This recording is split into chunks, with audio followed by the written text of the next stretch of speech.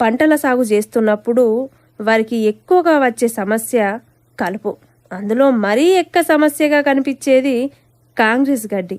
దీన్నే ముక్కు పుడక గడ్డి అని, గట్లనే వయ్యారి బామ అని సుఖ పిలుస్తారు. ఈ గడ్డి ఏపుగా పెరిగి చేనంతటిని తన విత్తనంతో వ్యాపిస్తుంది.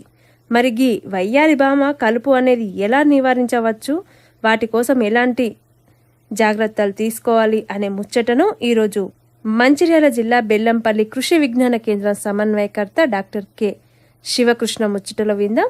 వీరితో ముచ్చట పెడతారు కేలేని. ప్రధానంగా ఏ పంట తీసుకున్నా అందులో ప్రధానంగా ఎదుర్కొనే సమస్య కలుపు. ఈ కలుపులో కూడా ఎన్నో రకాలుగా ఉంటాయి. అయితే ముఖ్యంగా ఎదుర్కొనే సమస్య వయ్యారి భామ.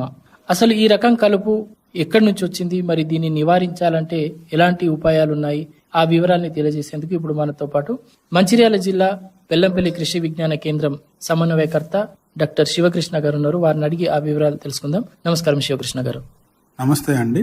ఇప్పుడు ఏదైతే ఈ కలుపులో ప్రధానంగా వయ్యారి భామ అనే కలుపు ఏదైతే ఉందో, అసలు ఈ మొక్క ఎక్కడి నుంచి వచ్చింది, అసలు దీని పుట్టు పూర్వోత్తరాల గురించి చెప్తారా?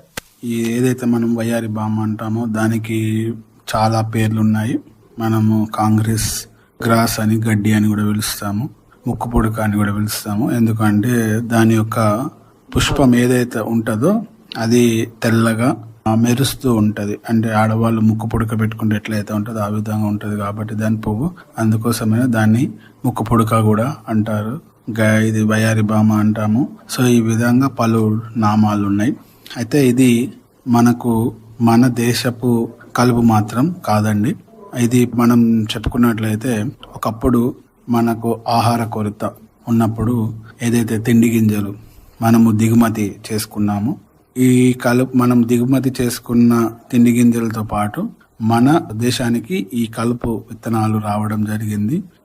దీని పుట్టు పూర్వత్రాలు అని అంటే అమెరికా ఉష్ణమండల ప్రాంతాలలో ముఖ్యంగా మనకు ఈ వయ్యారి భామ ప్రస్థానము మొదలైంది.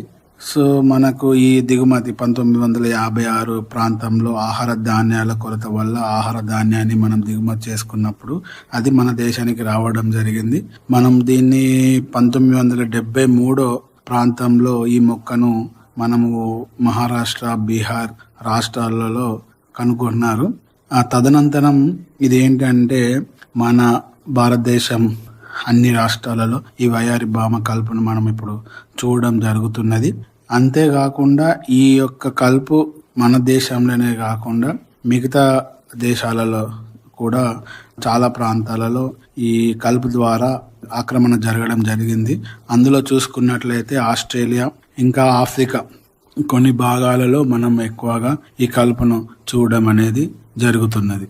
అయితే ఇప్పుడు ఇందులో ఈ పార్థీనియంని ఎట్లా గుర్తించాలి, దీనికి సంబంధించిన వివరాలు చెప్తారా?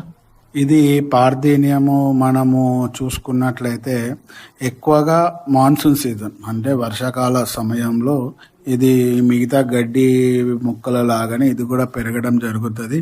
ఈ ఆగస్టు సెప్టెంబర్ మాసాలలో, ముఖ్యంగా ఆగస్టు మాసాలలో ఇది పుష్పించడం అనేది అంటే పువ్వు రావడం అనేది జరుగుతుంది. ఇది ఎట్లా ఉంటుంది అంటే దీని ఆకులు చూసుకున్నట్లయితే మనకు క్యారెట్, మనకు ఒకవేళ చూసిన వాళ్ళకైతే దాని యొక్క ఆకులు ఏ విధంగా ఉంటాయో అదే రీతిగా దీని యొక్క ఆకులు కూడా ఉండడం జరుగుతుంది. దీని హైట్ మనం ఒక్కొక్క హైట్ చూసుకున్నట్లయితే 1.5 నుంచి 2 మీటర్ల ఎత్తు వరకు ఇది పెరుగుతూ ఉంటది. ఈ ఏదైతే మనము వయ్యారి భామ అంటున్నామో దీని నివారణ అనేది చాలా అంటే చాలా ముఖ్యము.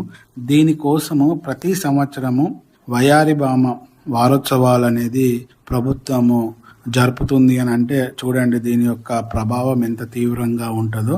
ఇది పుష్పించే దశకు ముందే దీని యొక్క మనము దీన్ని నివారించడం అనేది చాలా ముఖ్యము. దీని మంచిగా పెరిగింది అనుకోండి, కొమ్మలు ఆకుల మీద చిన్న చిన్న వెంట్రుకల లాగా ఉండటము కనబడుతూ ఉంటది. మనం గుర్తుపట్టాలి అంటే ఇది మంచిగా ఇప్పుడు సాగు చేయని భూములలో వయ్యారి భామ ఉన్న ప్రాంతంలో ఇది ఏంటంటే మనం బీడు భూములలో మంచి విస్తారంగా పెరిగి మనం బయట నుంచి చూస్తే ఏదో మల్లె తోట వేసినట్టుగా తెల్లటి పూలతోని చాలా అందంగా కనబడుతుంది. ఎంత అందంగా కనబడుతుందో అంత ప్రభావం చూపెడుతుంది. మనిషి మీద కానివ్వండి, జంతు జీవాదుల అన్నిటి మీద కూడా చాలా దుష్ప్రభావం అనేది చూపేయడము జరుగుతుంది. సో దీన్ని యుద్ధ ప్రాతిపదికన మనము దీని యొక్క నియంత్రణ చేసినప్పుడు మాత్రమే ఇది పూర్తిగా మనము నివారించుకున్న వాళ్ళం అవుతాము. ఇప్పుడు ఈ పార్థియం అనేది ఎట్లా వ్యాప్తి చెందుతుంది? తర్వాత ఈ వయ్యారిభామ కలుపు అనేది పంటల ఎదుగుదలకే కాదు మానవ మనుగడకు కూడా ఒక రకంగా ప్రతిబంధకంగానే అంటే దుష్పరిణామాలు కూడా చూపుతాయని అంటున్నారు కదా, ఏ రకమైన ప్రభావం చూపుతుంది, అసలు ఇది ఎట్లా వ్యాప్తి చెందుతుంది, ఆ వివరాలు చెప్పండి. మనము ఎక్కువగా ఇప్పుడు దీని వ్యాప్తి అని అంటే ఇది పుష్పించిన తర్వాత ఇది ఎక్కువగా విత్తనం ద్వారా వ్యాప్తి చెందుతుంది.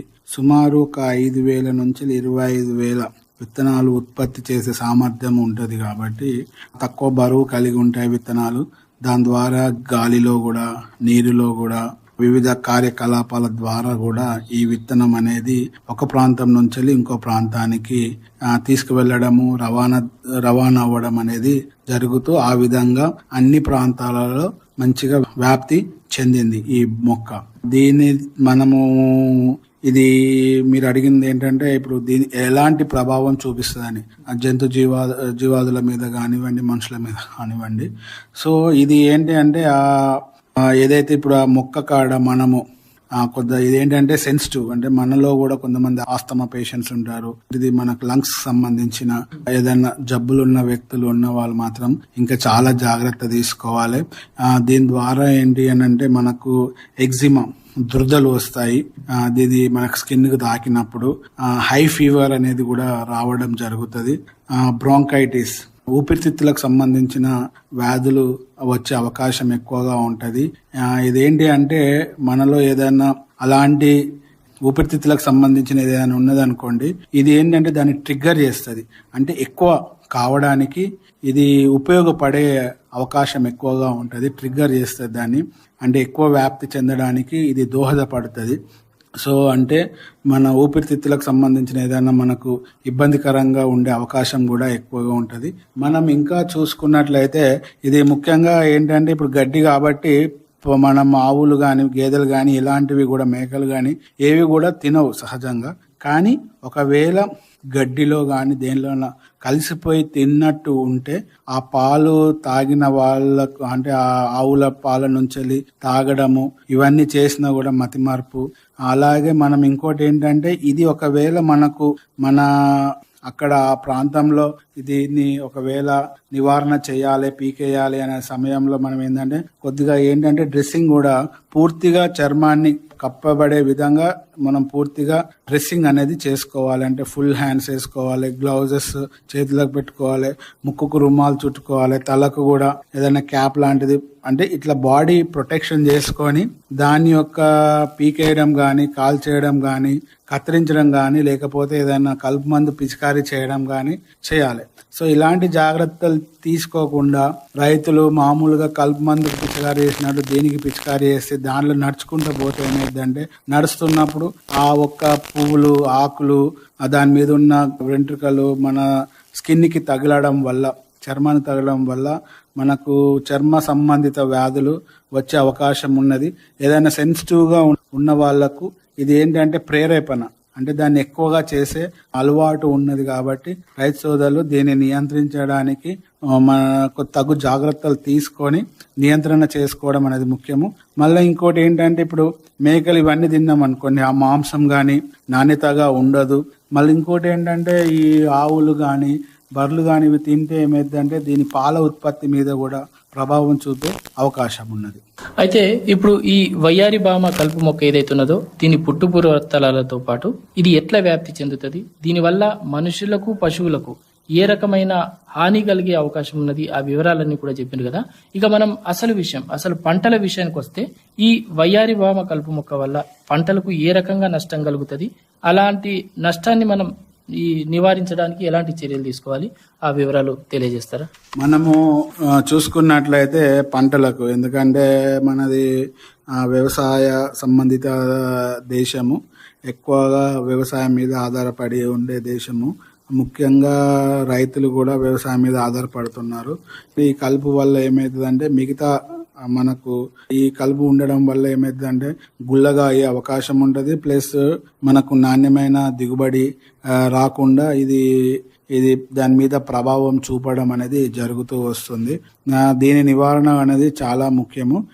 దీనికి మనం ఏం చేయాలి అని అంటే రైతు సోదరులు ముఖ్యంగా దీని ద్వారా మనము ఎరువు కూడా తయారు చేసుకోవచ్చు.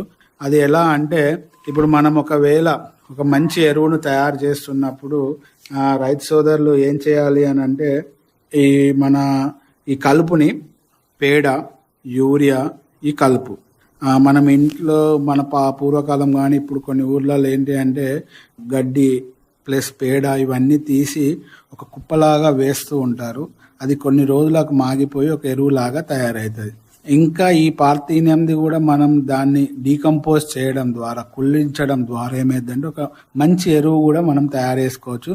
ఇది కుళ్ళడానికి ఏంటంటే యూరియా, పేడ, వయారి బామ ఇట్లా లేయర్ల లాగా ఒక లేయర్ మీద ఇంకొక లేయర్ అట్లా వేసుకోవడం ద్వారా మంచి ఎరువు అనేది మనము తయారు చేసుకున్న వాళ్ళం అవుతాము. ఈ విధంగా మనం చేయాలి. రైతులు కానీ అందరూ ఇదేంటి అంటే రైతులకే కాదు చెప్పాల్సింది, ఇది ప్రతి ఒక్క మనిషి ఒక రెస్పాన్సిబిలిటీ, బాధ్యత. ఇది ఏంటి అంటే ఓన్లీ పంట పొలాలలోనే ఉంటుంది, వాళ్ళే నియంత్రించాలనేది అయితే కాదండి. ఇది ప్రతి ఒక్క మనిషి దీని యొక్క చెడు గుణాలను తెలుసుకొని ఎక్కడైనా కనబడితే మాత్రం కంపల్సరీ పీకి పక్కన పడేసి చేయడం అనేది చాలా ముఖ్యము. ముఖ్యంగా ఇది పుష్పించక ముందే దీన్ని పీకి పడేయడం ద్వారా మనం సాధ్యమైనంత వరకు దీని యొక్క వ్యాప్తిని అనేది కంట్రోల్ చేసుకోగలము. ఇది బాధ్యత అనేది ఒక రైతుకే కాదు, ప్రతి ఒక్క మనిషికి.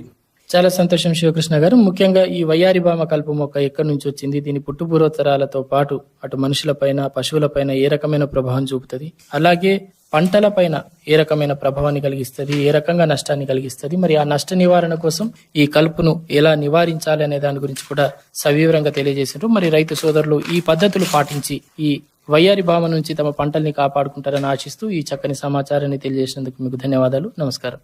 అందరికీ ధన్యవాదాలండి. Thank you.